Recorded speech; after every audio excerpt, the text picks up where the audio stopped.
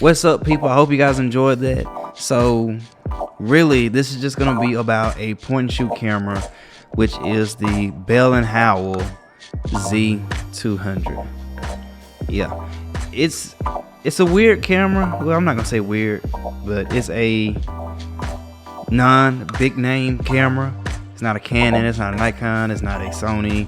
It's an old point and shoot camera that I actually got a couple years ago for like $4 at an antique store, and I'm just not shooting with it. But this camera is very good, very good. I'm not even gonna lie. For like less than $10, I believe, this is a very nice point and shoot camera. I mean, we can go over it. So for starters, it's got a flash. It has the option to turn the flash off, option to put it in auto. It has a slow mode, which basically just slows down the shutter speed. Not sure about how much, simply because it didn't come with a manual.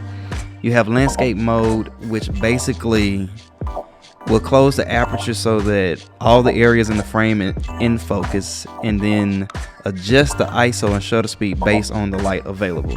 Not sure how it does that. Hey, it does what it does.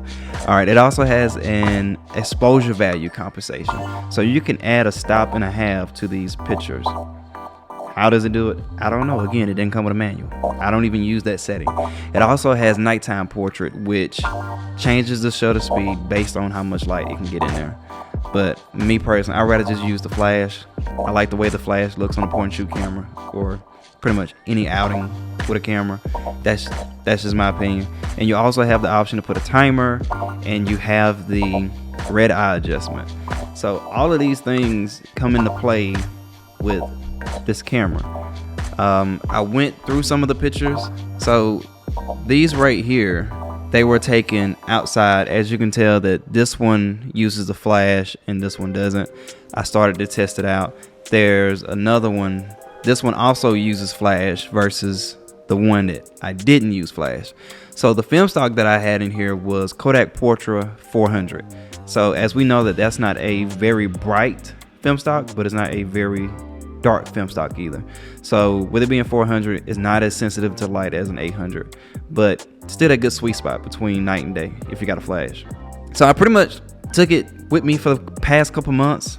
Sometimes if I gotta had it, sometimes I remembered and I would snap multiple times throughout the day, and sometimes it did really good, sometimes it did terrible, which an example, this picture right here.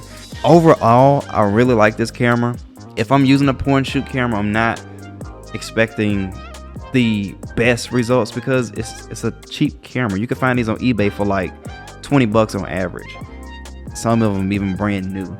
So for me, this is just a grab it, have it in the back of my pocket or in my bag, and just shoot with it for over a month, maybe however many exposures you got inside of that camera for that film stock.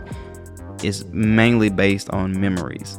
So to me, in this specific case, I'm not worried about quality. I'm worried about the moments and the memories that I can capture with this camera, with the aesthetic of film, from the flash to the colors from the film stock to the zoom lens to the 35 as wide as the lens can go to be able to do landscape.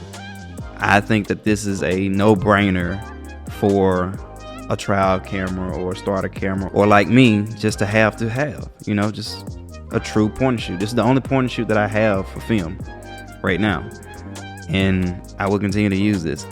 Oh, and the most important thing is the 35mm to 70mm. I know I shot it at 30mm. I believe I shot it at 70. I'm not sure which one of these pictures is at 70, but either way, to be able to go from 35 to 50 to 70 is still pretty good for a point and shoot camera, especially on film. I really like this camera. I will continue to use this. If you guys have this camera, which I doubt y'all will, let me know. This one right here is probably my favorite picture out of this bunch. I like the colors of it. I like the haze of it. To me, it just looks really, really good. And yeah, to me, it just looks really, really good. But this camera is my go-to point and shoot camera for film. I'm never gonna get rid of this unless I get something that's just